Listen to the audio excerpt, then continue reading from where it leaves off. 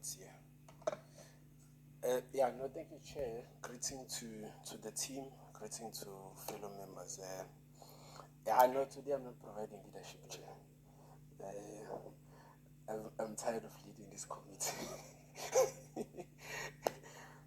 Look, Chair, I think I find it very amusing that we are getting a report on the almost collapse or systematic collapse of the South African Airways. And we are actually burying the person who was responsible for that this week. So, if it was possible, I was going to propose that this report must be flighted there in his funeral. Because this is his legacy. This is how we're going to remember him as a country. As a man who was at the center of collapsing SAA. Chair, I was, maybe as a question to the team, when they respond, because I'm interested in the audit outcome of the entity for the year 2016-2017. Because you start us off here in 2017-2018, and then you say it's a regression. So that's where the problem starts. And if we look at history, Pravin Gordhan comes into SAA in February 2018, being deployed by Cyril Ramaphosa. So, the plan to collapse the entity had started at that time. Because if you look at here, you guys tell us that at that financial year, there was not the audit was not completed. So the audit was not concluded in his arrival. So he just arrives. And then you guys can't conclude the audit for the entity.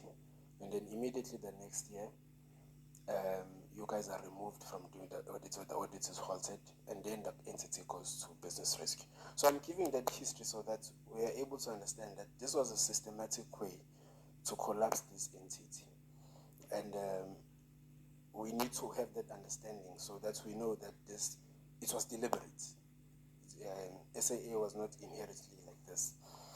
So now maybe as a direct question, Chair, or maybe a last one. Look at also the table on slide 21 in terms of the fruitless and wasteful expenditure. How that thing just balloons.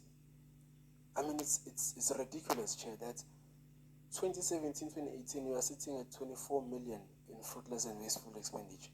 4 years later, we are at 207. It's ridiculous. So they wanted to sell SAA. And, okay, a direct question. We know in 2022 that we read in the news that the entity was being sold for 51 rand. I didn't see that here in the report. What was the logic around that? And what was happening at that time? And also the status of the board. I don't know if this is within your jurisdiction, but you did highlight that there are certain vacancies. How many vacancies are there? How many interim people are serving there? Because when the minister comes, one of the things that I think, Chair, we need to address with him. So say, let him go and fill up the vacancies at SAA. He must appoint permanent people. And we must get rid of anything there that smells like Pravin Gordhan. So I don't know if Derek Hennekom is still there. He's one of the people we must start by removing so that we can revive this entity. And then lastly, Chair, I heard now that Mango is, there's no prospect of reviving Mango at all. I think that's what you started with. And Mango, was that type of airline that really gave the ability for our people to be able to fly, because flights are very expensive.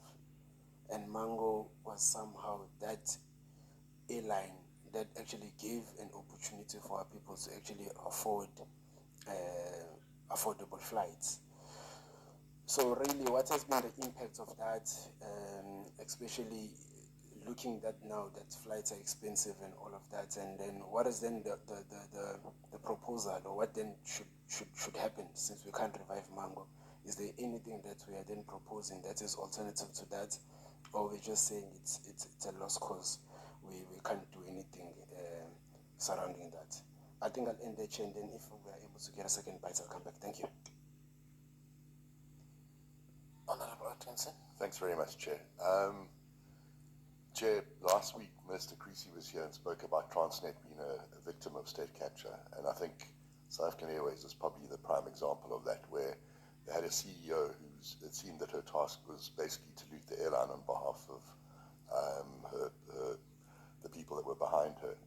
So I think a lot of the issues that turned South African Airways from being a world-class airline into the very, very small airline it is today, obviously was incredibly bad management during the last decade, and one that actually wasn't there to help grow the airline, but rather to try and extract as much as was possible from the airline.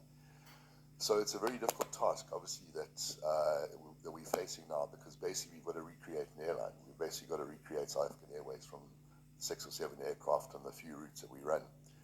So I see in the presentation that we speak about the fact that it's important to have skilled and experienced people in place.